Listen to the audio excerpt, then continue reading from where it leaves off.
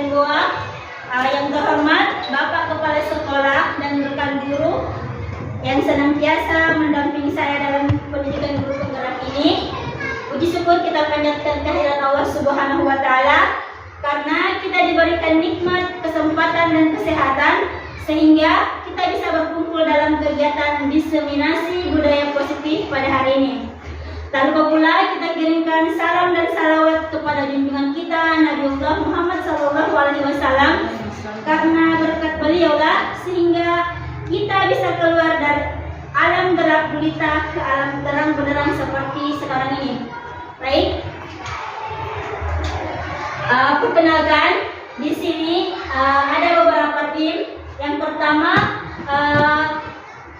Pak Lewi Talebong sebagai fasilitator, yang kedua Ibu Wahyuni M sebagai pengajar praktik, dan saya sendiri Ibu Samzariani sebagai CGP Angkatan 9. Baik, diseminasi kali ini yang akan saya bawakan yaitu modul 1.4 budaya positif. Di mana budaya positif di sini adalah nilai-nilai, keyakinan-keyakinan atau suatu kebiasaan yang berpihak pada murid yang di dalamnya mengandung sejumlah kegiatan yang mampu menumbuhkan karakter murid. Di mana budaya positif di sini terbagi menjadi beberapa bagian. Yang pertama, di sini ada perubahan paradigma, selanjutnya disiplin positif, segitiga restitusi, motivasi perilaku manusia, keyakinan kelas, kebutuhan dasar kelas, dan posisi kontrol. Nah, di sini ada pernyataan setuju ataupun tidak setuju. Di mana di sini yang pertama, pemberian hukuman dapat mendisiplinkan anak. Yang kedua yaitu hukuman positif seperti membaca dan membersihkan kelas dapat membentuk kedisiplinan anak. Yang ketiga, adanya peraturan kelas atau sekolah menjadikan anak lebih disiplin. Dan yang keempat adalah pemberian penghargaan atau hadiah dapat meningkatkan motivasi belajar anak. Adapun filosofi Ki Hajar Dewantara, yaitu menurut KHD atau Ki Hajar Dewantara, pendidikan dapat diartikan sebagai tuntutan dalam hidup tumbuhnya anak-anak, menuntun segala kodrat yang ada pada anak agar mereka dapat mencapai keselamatan dan kebahagiaan yang setinggi-tingginya, baik sebagai manusia maupun sebagai anggota masyarakat. Di mana di sini perubahan paradigma belajar. Di sini Anda dan teman Anda akan melakukan kegiatan. Cobalah buka. Di sini yang pertama adalah ambillah sepotong kertas, kemudian remas-remas dan genggamlah. Yang kedua, rekan Anda di sini mencoba dengan segala cara untuk membuka kepalan tangan Anda. Yang ketiga, teman Anda boleh membujuk, menghardik, mengintimidasi, memarahi, menggoda, menggelitik, bahkan menawari Anda uang agar Anda bersedia membuka kepalan tangan Anda. Next.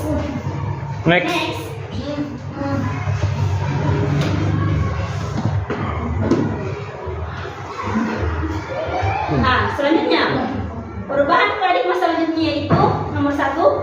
Apakah Anda membuka kepalan tangan Anda? Apa kira-kira alasannya? Yang kedua, apakah Anda menutup kepalan tangan Anda? Apa alasannya? Kemudian yang ketiga, dalam kegiatan ini sesungguhnya siapa yang memegang kendali kontrol atau untuk membuka atau menutup kepalan tangan? Nah, di sini di perubahan paradigma belajar ada dua bagian. Yang pertama, stimulus respon dan teori kontrol. Di mana di stimulus respon yang pertama adalah realitas atau kebutuhan kita sama. Di mana teori kontrolnya yaitu realitas atau kebutuhan kita berbeda. Jadi berbanding terbalik ya teman-teman sekalian. Yang kemudian selanjutnya stimulus respon selanjutnya yaitu semua orang melihat hal yang sama. Sedangkan pada teori kontrol setiap orang memiliki gambaran yang berbeda. di stimulus respon selanjutnya yaitu kita mencoba mengubah agar orang berpandangan sama dengan kita. Dan di materi teori kontrol, kita berusaha memahami pandangan orang lain tentang dunia. Selanjutnya, di stimulus respon selanjutnya itu perilaku buruk dilihat sebagai suatu kesalahan. Dan di bagian teori kontrol, semua perilaku memiliki tujuan. Selanjutnya yaitu di stimulus respon, orang lain bisa mengontrol saya, sedangkan di teori kontrol hanya Anda yang bisa mengontrol diri Anda. Lanjut, pemaksaan ada pada saat bujukan gagal, sedangkan di teori kontrol, kolaborasi dan konsensus menciptakan pilihan-pilihan baru. Lanjut di stimulus respon, model berpikir menang kalah, sedangkan di teori kontrol, model berpikir menang-menang. Nah, di sini disiplin positif ada makna disiplin. Jadi, dalam budaya kita, makna kata disiplin dimaknai menjadi sesuatu yang dilakukan seseorang pada orang lain untuk mendapatkan kepatuhan. Di mana di sini Bapak Pendidikan kita yaitu Ki Hajar Dewantara menyatakan bahwa di mana ada kemerdekaan, disitulah harus ada disiplin yang kuat. Nah, disiplin yang dimaksud di sini adalah disiplin diri yang memiliki motivasi internal. Jadi, jika kita tidak memiliki motivasi internal, maka kita memerlukan pihak lain untuk mendisiplinkan kita atau memotivasi eksternal karena berasal dari luar, bukan dari dalam diri kita sendiri. Next, Bu. Selanjutnya, seseorang yang memiliki disiplin diri berarti mereka bisa bertanggung jawab terhadap apa yang dilakukannya karena mereka mendasarkan tindakan mereka pada nilai-nilai kebijakan universal.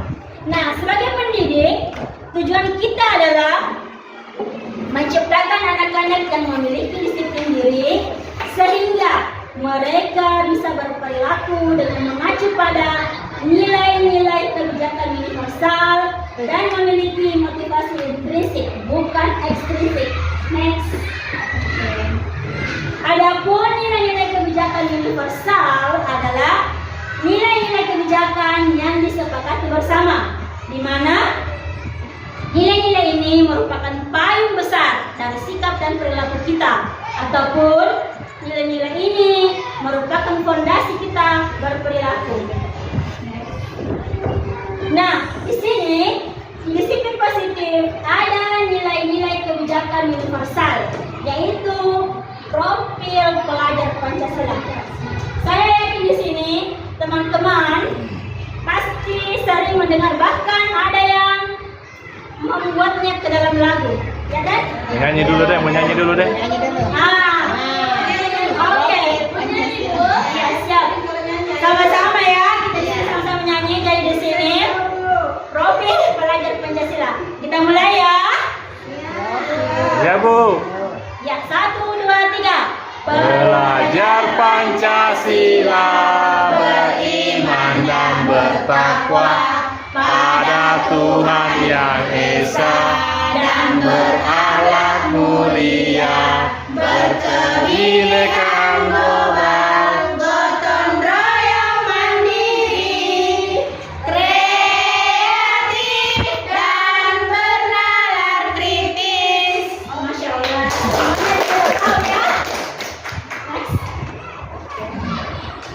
Di sini di disiplin positif ada yang namanya Ibu Primary Years Program atau biasa disingkat PYP, yaitu di sini dia itu menyangkut masalah toleransi, rasa hormat, integritas, mandiri, menghargai, antusias, empati, pengetahuan, kreativitas, kerjasama, percaya diri dan komitmen. Nah, nilai-nilai kebajikan universal selanjutnya yaitu the 7 essential virtues atau building moral intelligence, di mana isinya yaitu empati, suara hati, kontrol diri, rasa hormat, kebaikan, toleransi, dan keadilan. Next. Nah, di sini ada motivasi perilaku manusia. Jadi, sebagai seorang guru, saat Anda hadir mengajar di kelas tepat waktu, motivasi apakah yang mendasari tindakan Anda? Next. Nah, di sini motivasi perilaku manusia terbagi menjadi 3. Yang pertama, untuk menghindari ketidaknyamanan atau hukuman. Motivasi selanjutnya yaitu untuk mendapatkan imbalan atau penghargaan dari orang lain. Masih ada satu. Iya, masih ada satu. Iya, dan motivasi perilaku manusia yang ketiga yaitu untuk menjadi orang yang mereka inginkan dan menghargai diri sendiri dengan nilai-nilai yang mereka percaya. Ya, KB. Di sini motivasi perilaku manusia yang pertama yaitu Anda datang tepat waktu karena tidak ingin ditegur oleh atasan Anda, dan kemudian mendapat surat peringatan untuk menghindari ketidaknyamanan dan hukuman. Selanjutnya, Anda ingin mendapatkan pujian dari atasan Anda dan mendapat penghargaan sebagai guru berprestasi, mendapatkan imbalan atau penghargaan dari orang lain. Sedangkan poin yang ketiga, Anda ingin menjadi orang yang menghargai waktu, menghargai diri Anda sendiri sebagai teladan bagi murid-murid Anda karena Anda percaya tindakan Anda sebagai guru akan dicontoh oleh murid-murid Anda, yaitu menghargai nilai-nilai diri sendiri. Next. Di sini ada pilihan antara apakah hukuman yang termasuk hukuman atau konsekuensi. Di mana yang pertama, tindakan guru. Di sini mencatat 100 kali di dalam buku kalimat saya tidak akan terlambat lagi karena terlambat sekolah. Terlambat ke sekolah. Kira-kira ini termasuk hukuman atau konsekuensi? Konsekuensi. Ya, betul sekali, ibu sekalian, teman-teman sekalian. Itu adalah termasuk ke dalam konsekuensi. Selanjutnya, murid diminta untuk push up 15 kali karena tidak menggunakan masker ke sekolah. Hukuman. Iya, ini adalah hukuman. Iya, hukuman fisik. Betul sekali Bu Hasmira.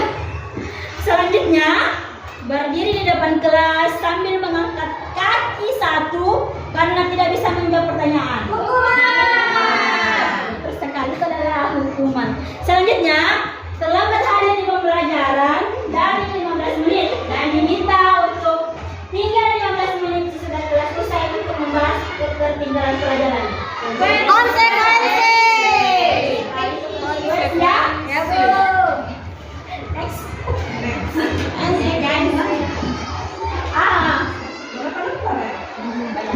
Di sini hukuman, konsekuensi dan restitusi.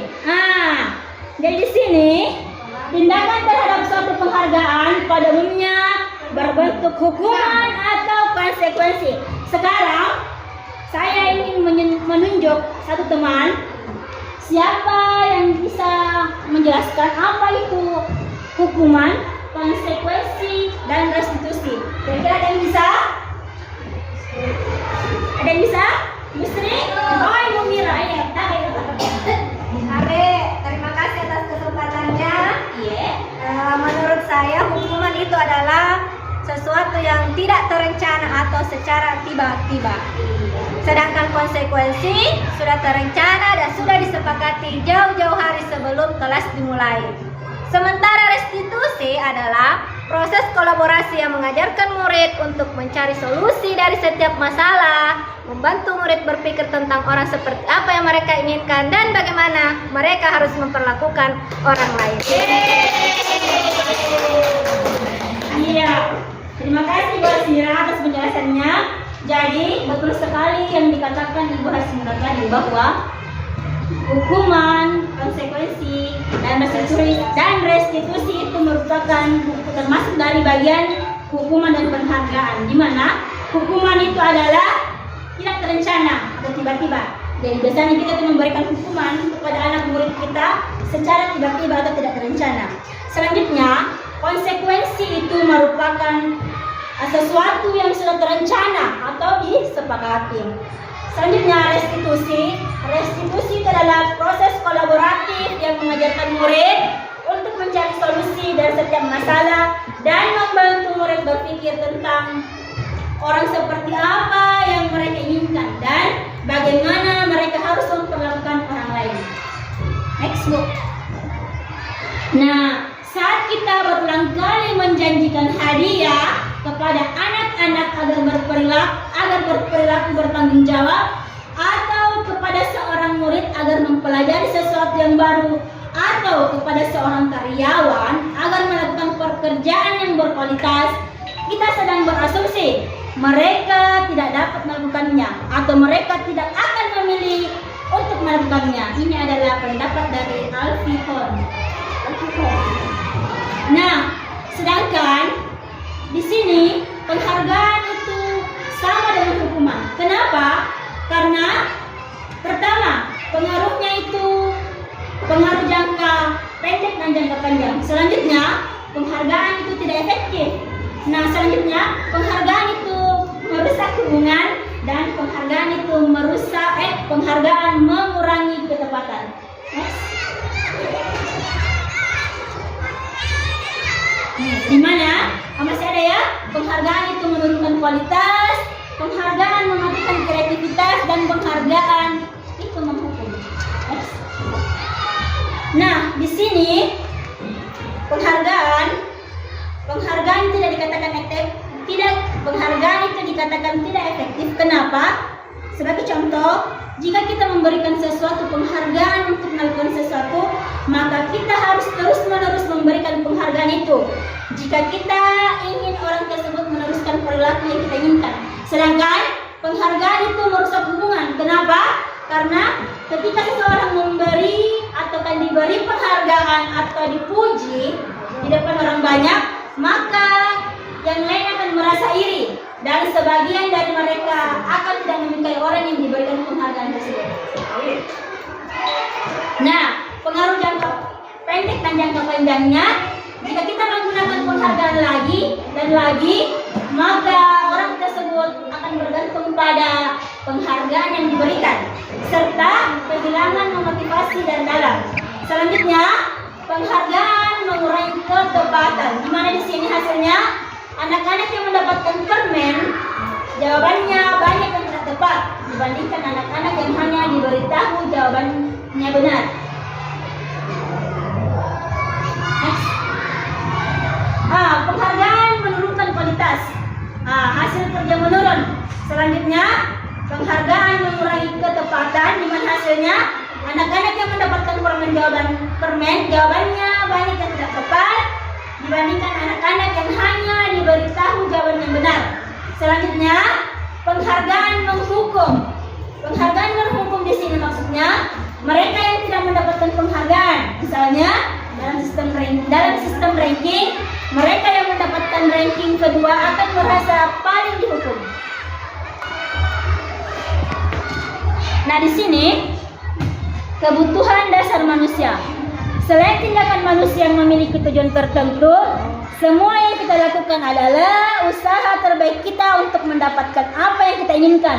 Di mana ketika kita mendapatkan apa yang kita inginkan, sebetulnya saat itu kita sedang memenuhi satu atau lebih dari satu kebutuhan dasar kita. Next.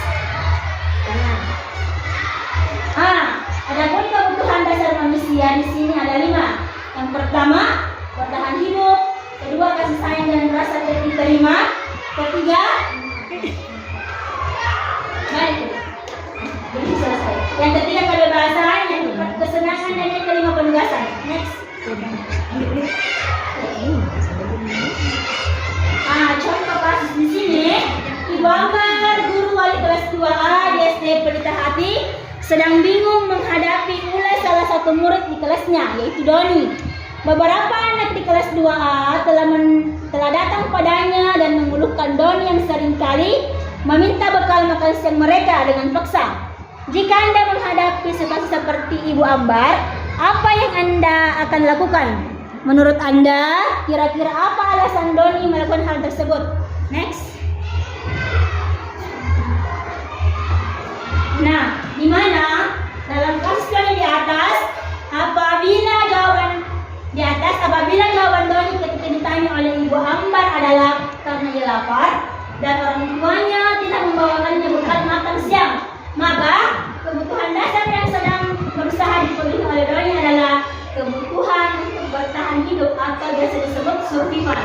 Apabila Doni menjawab bahwa alasannya mengambil bekal temannya karena dia merasa senang temannya menjadi memperhatikan dia. Ketika temannya melaporkan tindakannya itu pada gurunya dan gurunya memberitahu orang tuanya sehingga orang tuanya jadi memperhatikan dia, maka kebutuhan dasar yang sedang dipenuhi Doni adalah kebutuhan akan kasih sayang dan rasa terima kasih. Nah, bila jawaban Doni dalam kasus di atas adalah bahwa dia merasa bosan dengan bekal makanan yang dibawakan ibunya dari rumah, dia ingin mencoba makanan teman-temannya yang beraneka ragam, maka Doni sedang berusaha memenuhi kebutuhannya akan kebebasan. Nah, bila Doni menjawab bahwa ia melakukannya karena iseng saja dan ia menikmati ekspresi bagi teman-teman yang kesal karena diambil makanannya dan menurut dia ekspresi teman-teman itu lucu, maka berarti Doni sedang berusaha memenuhi kebutuhannya akan kesenangan. Apabila jawaban Doni adalah dia merasa hebat karena temannya jadi takut dan menuruti keinginannya, maka sebetulnya Doni sedang berusaha memenuhi kebutuhan dasarnya akan kekuasaan. Next. Nah, adapun restitusi, sebuah pendekatan untuk menciptakan disiplin positif, di mana di sini ada studi kasus yaitu Anto sering terlambat datang ke sekolah dan dia tiba di sekolah saat jam 8 ke atas, padahal pembelajaran dimulai pukul 7.30. Selain itu, Anto juga kadang lupa membawa buku maupun pulpen dengan alasan terburu-buru. Penerapan disiplin apakah yang akan Anda lakukan untuk kasus Anto? Mengapa? Nah, menurut di sini ada posisi kontrol ya teman-teman sekalian, di mana menurut Dian dosen mengemukakan bahwa guru perlu meninjau kembali penerapan disiplin di dalam program kelas mereka selama ini. Apakah telah efektif? Apakah berpusat, memerdekakan, dan memandirikan murid? Bagaimana dan mengapa? Melalui serangkaian riset dan berdasarkan pada teori kontrol Dr. William Glasser, dosen berkesimpulan ada 5 posisi kontrol yang diterapkan seorang guru, orang tua, ataupun atasan dalam melakukan kontrol. Kelima kontrol tersebut adalah penghukum, pembuat rasa bersalah, teman, pemantau, dan manajer. Yang pertama, guru sebagai penghukum. Seorang penghukum bisa menggunakan hukuman fisik ataupun verbal, di mana orang-orang yang menjalankan posisi penghukum senantiasa mengatakan bahwa sekolah memerlukan sistem atau alat yang dapat lebih menekan murid-murid lebih dalam lagi. Guru-guru yang menerapkan posisi penghukum akan berkata, patuhi aturan saya atau awas, kamu selalu saja salah. Guru seperti ini senantiasa percaya hanya ada satu cara agar pembelajaran bisa berhasil, yaitu cara dia. Hasilnya, kemungkinan murid marah dan mendendam atau bersifat agresif. Bisa jadi, sesudah kembali duduk, murid tersebut akan mencoret-coret bukunya atau meja tulisnya. Lebih buruk lagi, sepulang sekolah, murid melihat motor atau mobil bapak ibu guru dan akan menggores kendaraan tersebut dengan paku. Yang kedua, guru membuat merasa bersalah, di mana pada posisi ini biasanya guru akan bersuara lebih lembut. Pembuat rasa bersalah akan menggunakan keheningan yang membuat orang lain merasa tidak nyaman, bersalah, atau rendah diri. Kata-kata yang keluar dengan lembut akan seperti, ibu sangat kecewa sekali dengan kamu. Berapa kali bapak harus memberitahu kamu ya?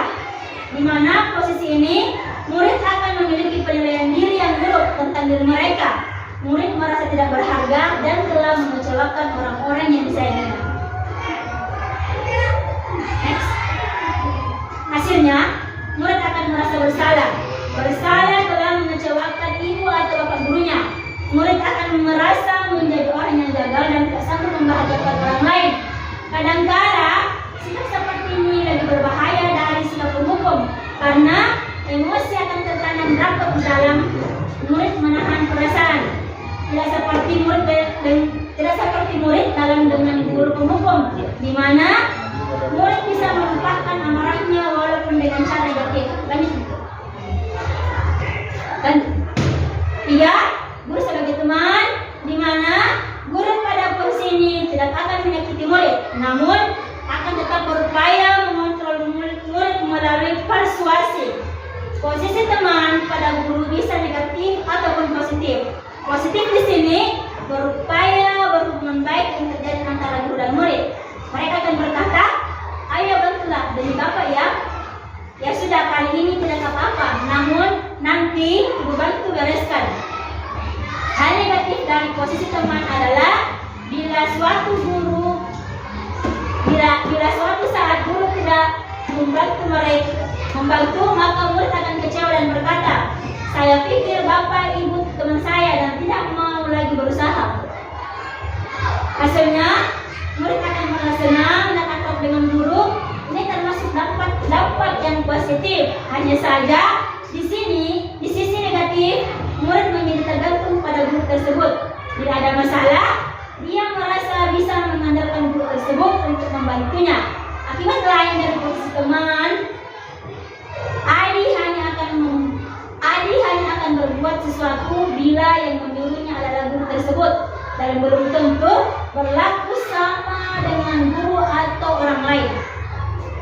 Yang keempat, guru sebagai pemantau di sini, posisi pemantau berdasarkan pada peraturan-peraturan dan konsekuensi. Dengan menggunakan sanksi atau konsekuensi, kita dapat memisahkan hubungan pribadi kita dengan murid. Sebagai seorang yang menjalankan posisi pemantau, pertanyaan yang diajukan seorang pemantau adalah peraturannya apa?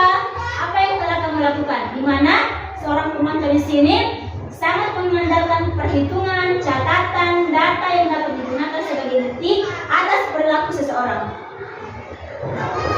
Hasilnya, murid di sini memahami konsekuensi yang harus dijalankan karena telah melanggar salah satu peraturan sekolah.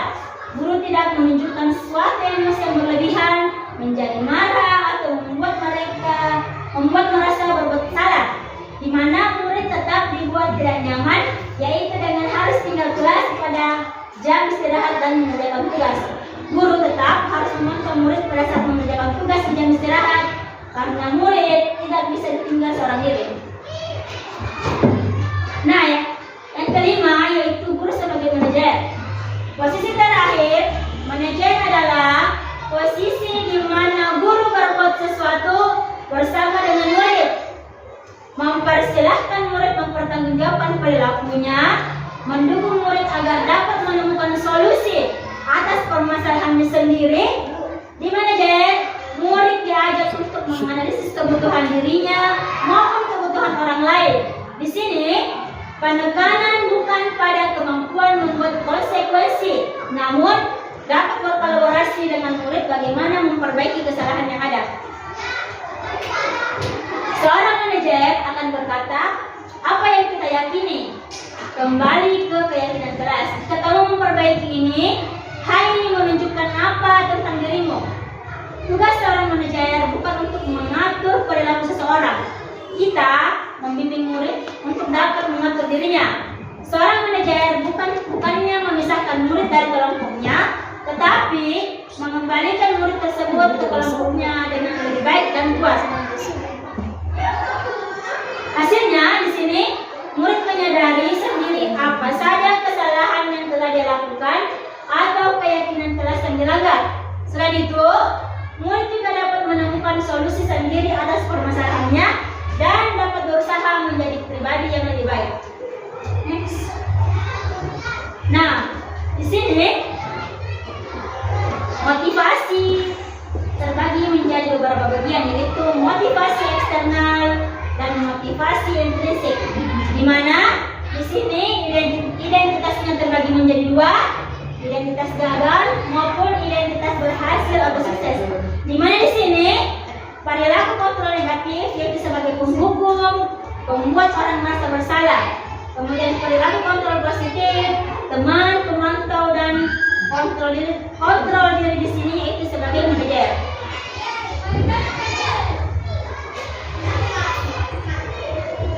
Di sini kita akan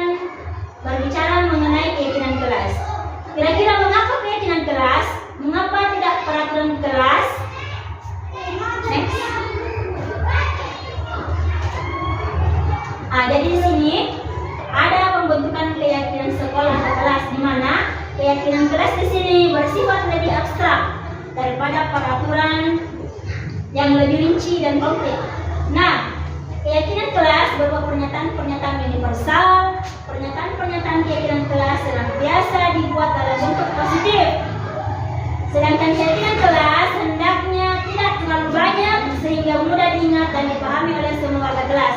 Nah, keyakinan kelas sebaiknya sesuatu yang dapat diterapkan di lingkungan tersebut. Semua warga kelas hendaknya ikut berkontribusi dalam pembuatan keyakinan kelas lewat kegiatan curah pendapat, kemudian bersedia meninjau kembali keyakinan kelas dari waktu ke waktu. Nah, di sini ada contoh keyakinan kelas. Di sini ada contoh keyakinan kelas 1 dan keyakinan kelas 6.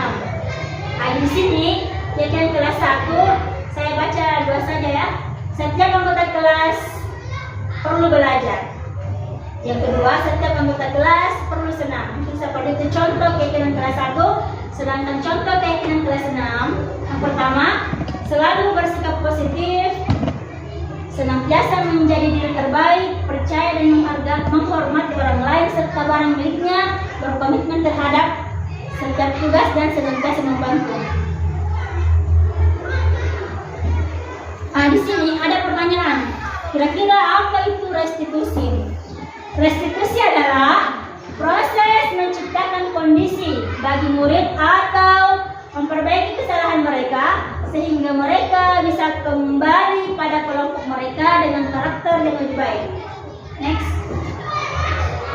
Adapun ciri-ciri restitusi yang pertama yaitu restitusi bukan untuk menebus kesalahan, namun untuk belajar dari kesalahan. Restitusi itu memperbaiki hubungan. Restitusi adalah tawaran, bukan paksaan. Restitusi itu menuntun untuk melihat ke dalam diri. Restitusi mencari kebutuhan dasar dan mendasari tindakan. Restitusi diri adalah cara yang paling baik. Restitusi fokus pada karakter, bukan tindakan. Restitusi menguatkan.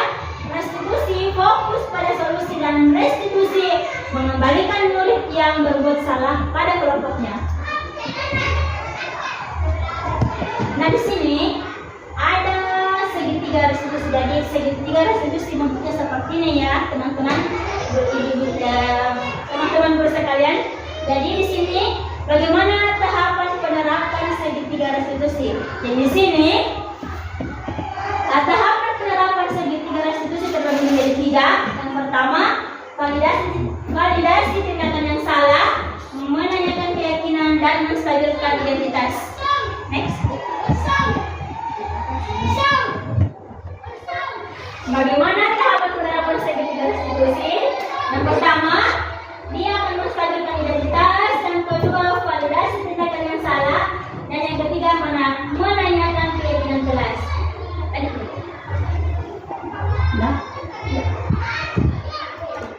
Nah, bagaimana tahapan penerapan segitiga restitusi? Yang pertama, menstabilkan identitas, yaitu berbuat salah itu tidak apa-apa. Tidak ada manusia yang sempurna. Saya juga pernah melakukan kesalahan yang seperti itu. Kita bisa menyelesaikan ini. Kemudian validasi tindakan yang salah, yaitu kamu pasti punya alasan mengapa melakukan hal itu. Kamu patut bangga pada dirimu sendiri karena kamu telah melindungi sesuatu yang penting buatmu. Selanjutnya, kamu boleh mempertahankan sikap itu, tapi kamu harus menambahkan sikap yang baru. Yang ketiga, menanyakan keyakinan. Apa yang kita percaya sebagai kelas atau keluarga? Selanjutnya, apa nilai-nilai umum yang kita telah sepakati? Apa bayangan kita tentang kelas yang ideal? Dan yang terakhir, kamu mau jadi orang yang seperti apa? Di sini ada contoh penerapan segitiga restitusi ya.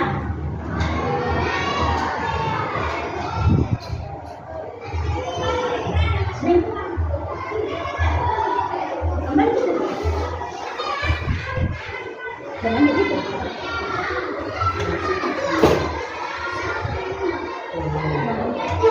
Kenapa?